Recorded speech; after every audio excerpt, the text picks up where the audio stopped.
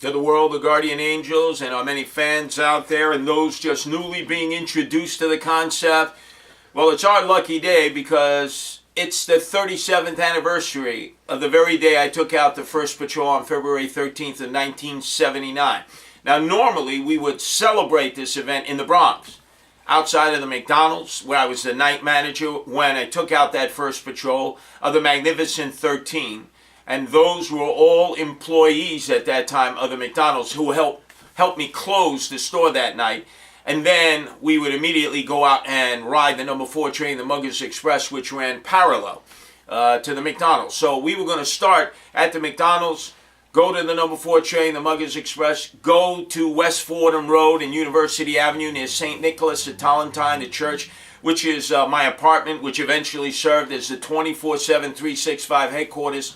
But we determined it's better to pay tribute to our roots in Brooklyn because the Bronx, as difficult as it was for us to establish in 1979, by 1981 we were part and parcel of the identity of the Bronx. The biggest problem we had was Brooklyn. It was not only a much larger borough with a more sizable population, but it had as many significant problemed areas and problem subway lines as the Bronx had. And we were perceived of as the outsiders, because even though by then we had had members from Brooklyn, everyone at that point thought Guardian Angels equated to, well, you had to be from the Bronx, because that's where it started, that's where we would develop the reputation. So actually it was a lot harder getting started in Brooklyn. So we went to Broadway Junction, East New York, which is where the A train, J train, and L train meet up. And there's heavy volume. And the people, they were giving us massive love. They couldn't be happier to see us. And for one very simple reason. Most knew who the Guardian Angels were because they grew up with us.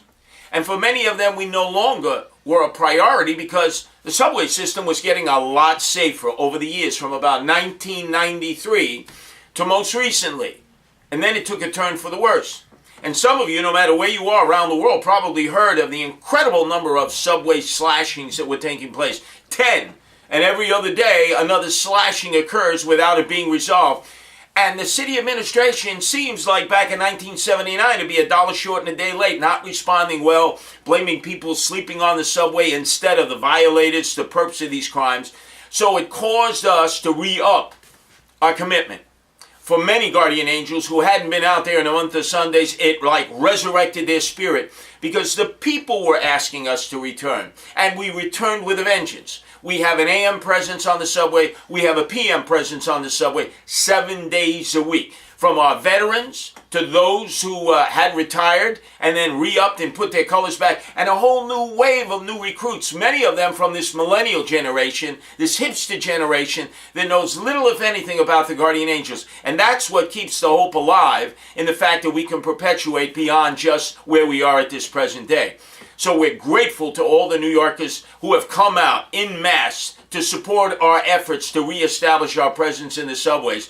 And as it has always been in the past for the 37 years, New York leads in many instances in setting the tone, setting the style, setting the method in which we attack the various public safety problems. And many of you are kind enough to follow in our footsteps. Well, as we have resurrected, we have revived, we have re-upped our efforts, you out there need to think likewise. What can you do more in your community? How can you be addressing your problems more significantly? On a day like today, where the wind chill factor makes it feel like it's 20 degrees below zero, we had a phenomenal turnout. In fact, our brothers and sisters in solidarity came as far away as Easton, Pennsylvania to join us in this celebration, and they got massive love from the subway riding public. So look, if we could do it in New York after 37 years, you could do it wherever you may be, whether you've been in operation for 30 years, 20 years, 10 years, 10 months, 10 days. We're all part of the worldwide family of the Guardian Angels, and what we do in one place is significant to everyone in every place. But this is the mothership, this is the Mecca, this is the Medina in New York where it all started. So whatever we do here definitely reverberates globally and helps you locally.